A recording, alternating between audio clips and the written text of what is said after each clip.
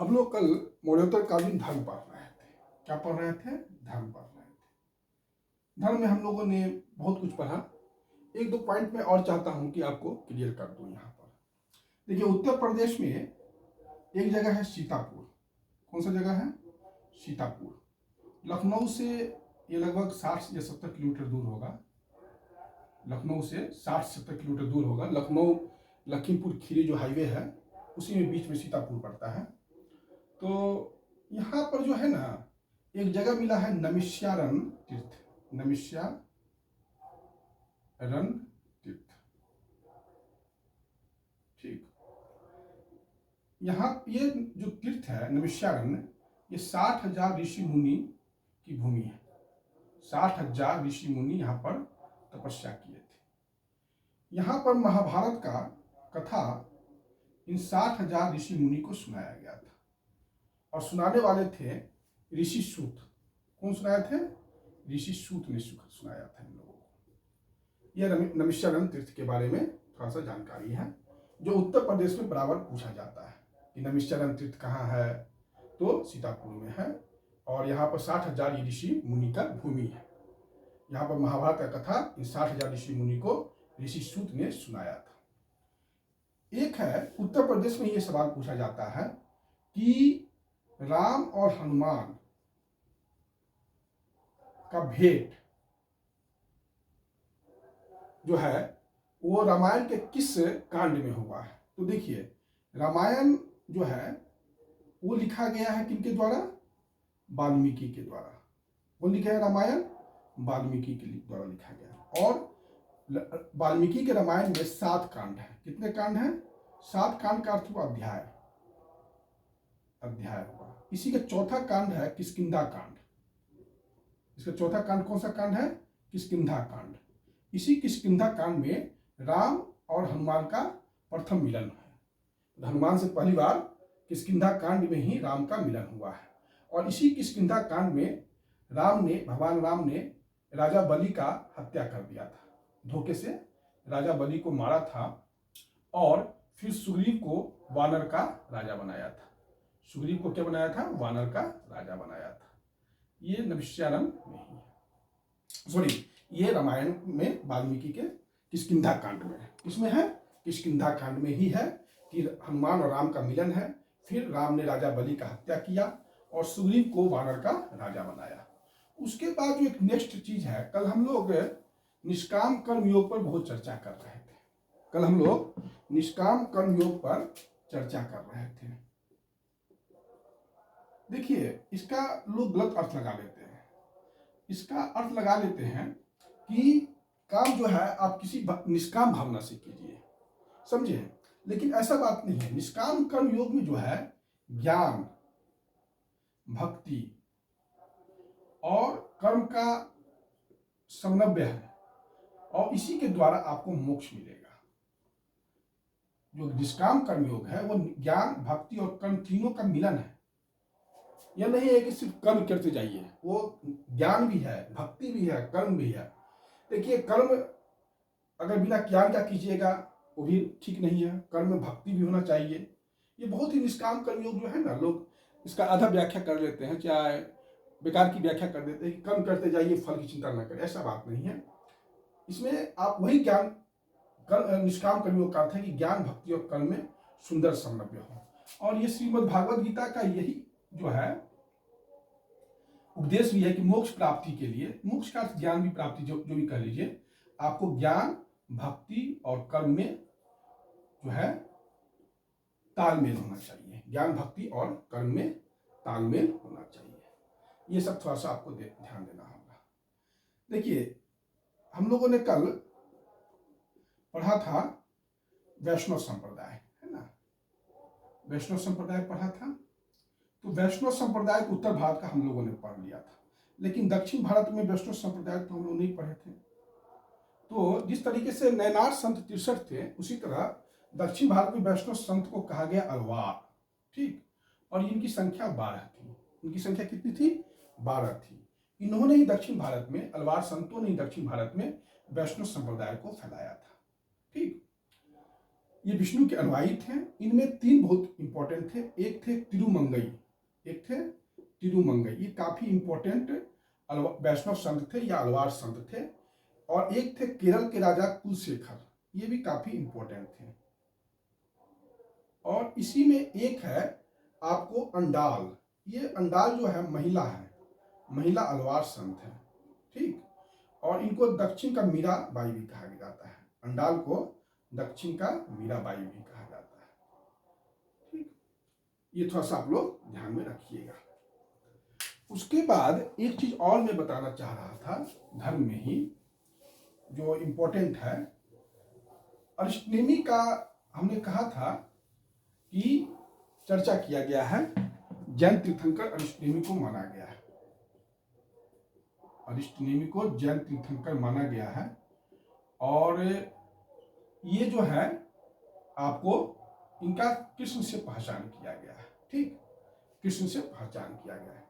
तो ये किस जैन ग्रंथ में है? तो जैन ग्रंथ का नाम है उत्तराध्यायन सूत्र, उत्तराध्यायन सूत्र, मतलब जैन ग्रंथ उत्तराध्यायन सूत्र से हमें जैन तीर्थंकर अरिष्टनेमी की चर्चा है, जिनकी पहचान भगवान कृष्ण ने किया गया है, कृष्ण से किया गया है। और अरिष्टनेमी जो है 22वां तीर्थंकर है। ये थोड़ा सा आपको ध्यान में देना होगा। इस प्रकार से आपका ये धर्म का जो भी इंपॉर्टेंट पार्ट है वो मैंने आपको बता दिया। धर्म में इससे ज्यादा आपको पढ़ने की कोई आवश्यकता नहीं है ना। अब हम लोग धर्म के बाद अर्थव्यवस्था पढ़े, अर्थव्यवस्था पढ़े। देखिए, इस काल में मौर्योत्तर काल का जो अर्थव्यवस्था है, इसको पढ़ने से पहले कुछ चीज मैं चाह रहा हूं कि आपको क्लियर कर दूं। देखिए, मौर्योत्तर काल के अर्थव्यवस्था में देखा जाए तो मौर्य काल की तरह इस काल में जो राज्य थे वो छोटे छोटे राज्य थे, मौर्य जैसा बड़ा बड़ा राज्य नहीं था। और ये जो राज्य थे वो आपस में संघर्ष करते रहते थे, वो आपस में क्या करते रहते थे? संघर्ष करते रहते थे। मौर्य काल की तरह इस काल में राजकीय नियंत्रण भी नहीं था, राजकीय नियंत्रण भी नहीं था अर्थव्यवस्था पर, राज्य का, अर्थव्यवस्था पर राज्य का नियंत्रण नहीं था। राज्य छोटे छोटे होते थे, आपस में संघर्षरत रहते थे, और राज्य की नियंत्रण की भी कमी थी अर्थव्यवस्था पर। लेकिन फिर भी बहुत आश्चर्य का विषय है कि इस काल में नगरीकरण, मुद्रा अर्थव्यवस्था, व्यापार वाणिज्य काफी तरक्की किया, काफी तरक्की किया, पराकाष्ठा पर पहुंच गया। जो बुद्ध काल में जो द्वितीय नगरीकरण शुरू हुआ था, बुद्ध काल में या महाजनपद काल में जो द्वितीय नगरीकरण शुरू हुआ था, वह मौर्योत्तर काल या कुषाण काल में आकर सबसे अपने पराकाष्ठा पर पहुंच गया। मौर्योत्तर काल या कुषाण काल में आके पराकाष्ठा में पहुंच गया। इस काल के ग्रंथ हमें बताते हैं कि भारत में उस समय 100 से ज्यादा नगर थे, 100 से ज्यादा नगर थे। इस काल के जो साक्ष्य बताते हैं कि समय 100 से ज्यादा नगर थे। जो बुद्ध काल में नगरीकरण जो शुरू हुआ वो इस काल में आकर अपनी पराकाष्ठा में, कुषाण काल में आके या मौर्योत्तर काल में आके अपनी पराकाष्ठा पर आ गया। आखिर ऐसा क्या हुआ कि इस काल में नगरीकरण, व्यापार वाणिज्य काफी तेजी से फैला, जबकि इस काल में मौर्य की तरह कोई बहुत बड़ा राज्य नहीं था। सातवाहन थे, शक थे, पल्लव थे या इंडो ग्रीक थे, ये सब राज्य थे, छोटे छोटे राज्य थे। कुषाण थे, कुषाण का राज्य तो खैर बहुत बड़ा था, यह बात सही है, लेकिन मौर्य की तरह उन पर उनका राजकीय नियंत्रण नहीं था अर्थव्यवस्था पर। यह भी एक ध्यान देने की बात है, ठीक। इस काल में जो अर्थव्यवस्था में 3 तरह का चीज हम लोगों को देखने को मिलता है। इस काल की अर्थव्यवस्था में हमें 3 तरह की विशेषता देखने को मिलता है। पहला जो विशेषता हम देखते हैं वह यह है कि डिफरेंट टाइप का शिल्प का उदय हुआ या उद्योग धंधा का उदय हुआ, उससे एक व्यवसायिक वर्ग का जन्म हुआ, उससे एक व्यवसायिक वर्ग का जन्म हुआ। जैसे इत्र बेचने वाली जाति गंधिक कहलाई, ऐसी बहुत सी जातियां आपको मिलेगा, लोहार, बढ़ई, ये सब जो जाति जो थी ये जैसे लोहा का काम जो करता था, जैसे लकड़ी का काम किया तो उसको बढ़ई किया कहा गया, कुम्हकार कहा गया। ये सब जो जाति जो सिर्फ जो जिस काम को करती थी उसको एक जाति के रूप में इस काल में उसको एक दर्जा दे दिया गया। दूसरा चीज इस काल में देखने को मिलता है कि रोम और चीन के साथ भारत का व्यापार काफी तेजी के साथ बढ़ा। रोम और चीन के साथ भारत का व्यापार बढ़ा। तीसरा चीज हमको लोगों को देखने को मिलता है कि रोम और चीन को जो सामान की आपूर्ति करना था उसके लिए दक्षिण के साथ व्यापार तेजी से बढ़ा। दक्षिण में चूंकि मसाला होता था और ये जब मसाला दक्षिण से भारत के दक्षिण से जब पूरा नहीं हुआ तो फिर दक्षिण पूर्व एशिया पर इसका नजर रखा गया। दक्षिण पूर्व एशिया और श्रीलंका पर इसका वहां से जो है इसको मसाला को खरीद कर दक्षिण के व्यापारी पूरा करते थे। तो ये जो है आप कह सकते हैं कि इस काल के व्यापार के बारे में जो चेंजिंग है वो है। अगर हम देखें इस काल का कृषि, तो कृषि पर हम जब आते हैं तो एक जो सबसे इंपॉर्टेंट चीज दिखाई पड़ रहा है कृषि,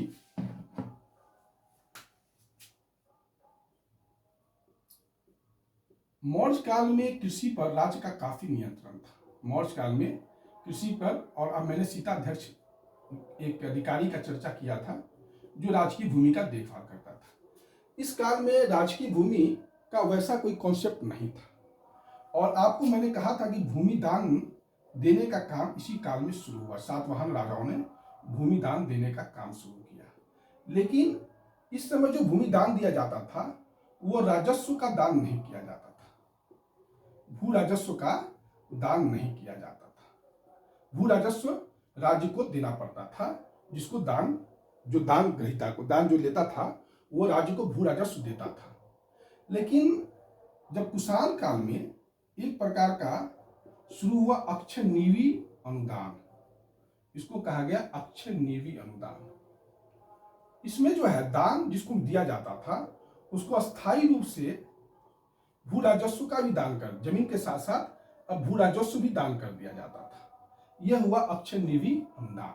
ठीक, सातवाहनों ने भूमि दान तो किया लेकिन भू राजस्व का दान नहीं दिया, लेकिन कुषाणों ने क्या किया, अक्षय नीवी अनुदान चलाया और उसमें अस्थायी रूप से दान ग्रहीता को जो दान जिनको मिलता था उनको भू राजस्व का भी दान कर दिया जाता था। और यह चीज जो है गुप्त काल में आकर काफी तेजी से फैला और यही भारत में सामंतवाद को शुरुआत होने लगता है।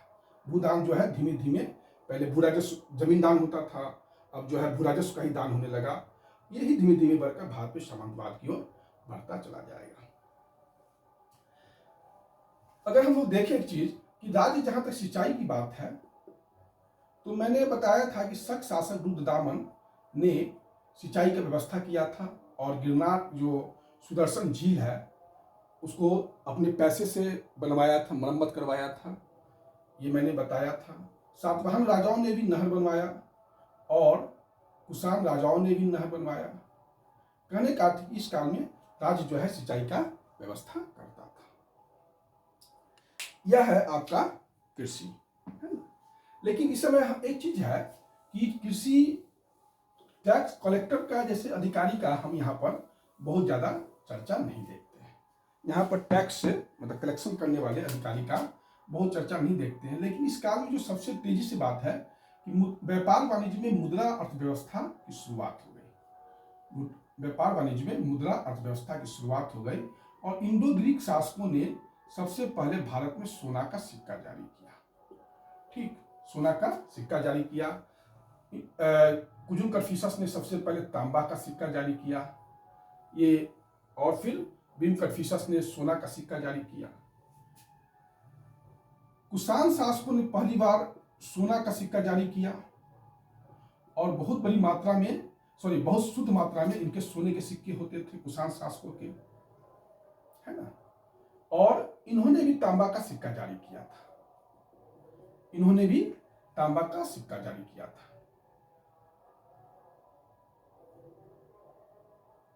इस काल में सातवाहनों ने सीसा का सिक्का जारी किया।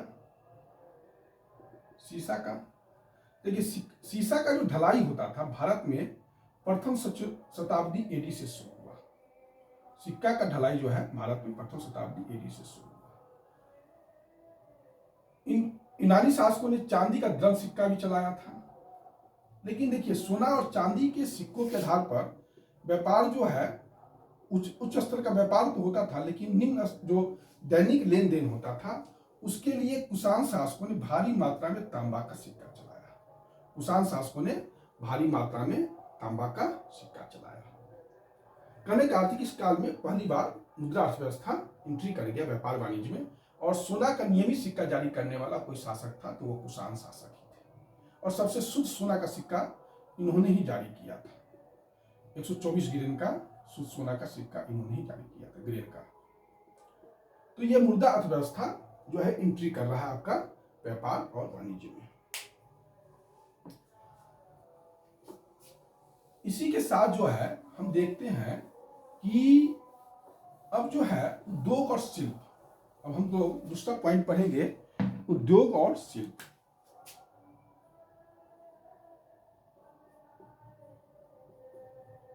देखिए, इस समय शिल्प का जो है विशेषीकरण हुआ और स्थायीकरण हुआ, स्थानीयकरण हुआ। ठीक, विशेषीकरण का अर्थ हुआ कि चूंकि शिल्प में तकनीकी आया तो अब वो चीज वहां का इंपॉर्टेंट हो गया। जैसे कि मथुरा का साटक वस्त्र, ये जो है मथुरा का काफी इंपॉर्टेंट हो गया। मगध का जो है वृक्ष के रेशा से वस्त्र बनाया जाता था, ये काफी इंपॉर्टेंट चीज हो गया यहाँ के लिए। तो ये मगध के लिए इंपॉर्टेंट था। मथुरा से एक साटक वस्त्र मिला। इस काल का जो सबसे इंपॉर्टेंट उद्योग था वो था वस्त्र उद्योग। इस काल का सबसे इंपॉर्टेंट उद्योग था वस्त्र उद्योग। मगध में वृक्ष के रेशा से वस्त्र बनाया जाता था, मथुरा में साटक नाम का एक विशेष वस्त्र बनता था। अगर आप देखिएगा उरिययूर एवं अरिकामेडू, ये सब दक्षिण के शहर हैं। मैं पढ़ाऊंगा जब संगम काल है तो वहां पर, जैसे उरिययूर का कपास काफी नामी था। यहां पर ईटा का बना हौज मिला है, ईटा का बना हौज मिला है जो रंग, मतलब वस्त्र को रंगने के लिए ईटा को बना हुआ हौज मिला है जो वस्त्र को रंगा जाता था। ये मिला है उरिययूर से, अरिकामेडू से। जैसे आपको बंग और पुंड, ये दोनों बंगाल में जगह है, यहाँ का मलमल काफी इंपॉर्टेंट होता था, और ये इस मलमल वस्त्र का डिमांड रोम में काफी था। कहा जाता है कि रोम की जो महिलाएं होती थी वो बंग और पुंड के मलमल को काफी पसंद करती थी, और पहन के रोड पर निकलती थी तो वहां के राजा को बंगाल के मलमल पर प्रतिबंध लगाना पड़ा। कारण यह था कि वो सार्वजनिक नैतिकता के लिए खतरा बन गया था। इसलिए मलमल पर कहा जाता है कि एक 5 मीटर की साड़ी जो है रुमाल की तरह हाथ में आ जाता था। ये बंगाल के मलमल की खासियत थी जो रोम की महिलाएं काफी पसंद करती थी, मलमल की साड़ियां। अगर हम देखते हैं कि वस्त्र उद्योग काफी इंपॉर्टेंट था, और भारत में उसमें लोहा इस्पात उद्योग भी काफी इंपॉर्टेंट था। लोहा इस्पात उद्योग काफी इंपॉर्टेंट था, और लोहा इस्पात उद्योग का जो निर्यात होता था भारत में अरियाका बंदरगाह से होता था। किस बंदरगाह से होता था? अरियाका बंदरगाह से होता था। अरियाका बंदरगाह का अर्थ हो गया गुजरात का काठियावाड़। अरियाका बंदरगाह का अर्थ क्या हो गया? गुजरात का काठियावाड़। ये सब जो है आपको थोड़ा सा इंपॉर्टेंट चीज है जो देखना होगा। आप देखिएगा मौर्योत्तर काल में शिल्पों की संख्या में बहुत तेजी से बढ़ा।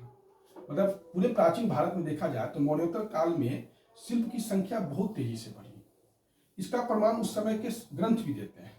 अब इसको कैसे हम साबित करेंगे कि सबसे ज्यादा प्राचीन भारत में शिल्प की संख्या मौर्योत्तर काल में बढ़ी?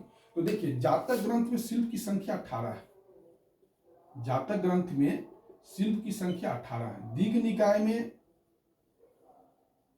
24 है, महावस्तु में 36 है, और मिलिंद पन्हो जो किताब है जो चर्चा मैंने किया था, याद होगा आप लोगों को, इसमें 75 प्रकार के शिल्पों का चर्चा है।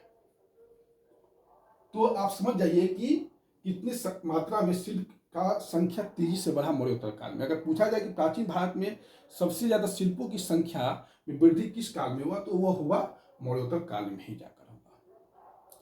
ठीक, ये आप लोग थोड़ा सा देखिएगा। अगर आप देखिएगा तो इस काल में जो व्यापार करने के लिए विभिन्न प्रकार का श्रेणी बनाया गया। ये श्रेणी जो होता था, एक ही प्रकार के व्यवसाय करने वाले को कहा जाता था। एक ही प्रकार के जो व्यापार करते थे उनको श्रेणी कहा जाता था। जैसे कोई लोहा का है तो लोहा का श्रेणी हुआ, कोई बढ़ई हुआ तो बढ़ई का श्रेणी हुआ, कुम्हार हुआ तो कुम्हार का श्रेणी हुआ। और जो श्रेणी होता था उसका एक कार्यालय होता था, उसको कहा जाता निगम या सभा। ठीक, निगम या सभा जो था वो कार्यालय होता था, ऑफिस। और श्रेणी के प्रधान को श्रेष्ठी कहा जाता था। क्या कहा जाता था? श्रेष्ठी कहा जाता था। अब ये श्रेणी जो होती थी अपने व्यापारियों के लिए श्रेणी धर्म बनाती थी। श्रेणी धर्म का अर्थ हुआ मतलब आपको आचरण क्या होगा, आचरण। धर्म का अर्थ हुआ यहाँ पर आचरण, मतलब जो आप शिल्प कर रहे हैं, व्यापार कर रहे हैं, उसके लिए एक आचरण बनाती थी, कोड ऑफ कंडक्ट बनाता था।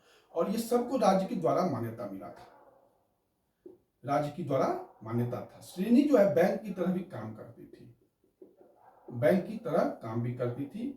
लगभग 1% मासिक के दर पर यह कर्ज भी देती थी। क्योंकि नासिक से हमें एक लेख मिला है जिसमें यह सूचना मिलता है कि बुनकर की एक श्रेणी थी, वो 24 मतलब इसको इतना ही समझिए, ज्यादा डेप्थ में जाने की जरूरत नहीं है, कि 1% मासिक पर आपको ऋण जो है श्रेणी दिया करता था। ठीक, और ये सब जो है इस काल का थोड़ा सा इंपॉर्टेंट चीज है। दक्षिण भारत में जो व्यापारी श्रेणी होती थी उसके हेड को चेट्टी कहा जाता था। दक्षिण भारत में, जैसे उत्तर भारत में उसको क्या कहा जाता, श्रेष्ठी कहा जाता, तो दक्षिण भारत में उनको व्यापारी जो श्रेणी होती थी उसके हेड को चट्टी या चटियार कहा जाता था। पुग भी जो थी वो व्यापारिक संस्था ही होती थी और उसके भी हेड को श्रेष्ठी कहा जाता था, उसके भी हेड को श्रेष्ठी कहा जाता था। जो व्यापारिक कारवा होता था, व्यापारिक कारवा, उसके प्रधान को सार्थवाहक कहा जाता। कारवा मतलब जो व्यापार जो है वो झुंड में जब निकलते थे व्यापार करने के लिए, तो व्यापारिक कारवा के प्रधान को सार्थवाहक कहा जाता था। व्यापारिक कारवा के प्रधान को सार्थवाहक कहा जाता था। और जो वस्तु खरीदते थे और जो वस्तु लेते थे, उन दोनों के बीच में जो वस्तु बेचते थे और जो खरीदते थे, उन दोनों के बीच में जो सौदेबाजी होता था उसको पणितव्य कहा जाता था। उसको क्या कहा जाता था? पणितव्य कहा जाता था। इस समय कुछ माप की इकाई भी मिली है, जिसे प्रस्थ, आढ़क, द्रोण, ये सब जो है माप की इकाई है। ये बढ़ते हुए क्रम में, ये क्या है? प्रस्थ, आढ़क, द्रोण, ये सब जो है माप की इकाई है। निवर्तन जो है भूमि की माप की इकाई है, वो अलग चीज है। लेकिन यहाँ पर जो वस्तु को मापने या तौलने की जो बात होगी उसके सेंस में है। प्रस्थ, आढ़क, द्रोण, ये थोड़ा ध्यान रखिएगा। इस प्रकार से आपका ये शिल्प का जो उद्योग धंधा है वो आपका समाप्त हो गया। अब हम लोगों को पढ़ना है व्यापार वाणिज्य जो रोम के साथ होता था, और बंदरगाह थोड़ा चर्चा करेंगे, फिर थोड़ा सिक्का की चर्चा कर लेंगे। यही सब नगर हुआ, ये सब थोड़ा सा और पॉइंट जो है हम लोग देखेंगे। अब जो है कल हम लोग जो बाकी अर्थव्यवस्था का जो टॉपिक है मौर्योत्तर काल का वो देखेंगे, और कल ही मौर्योत्तर काल आपका समाप्त हो जाएगा। धन्यवाद।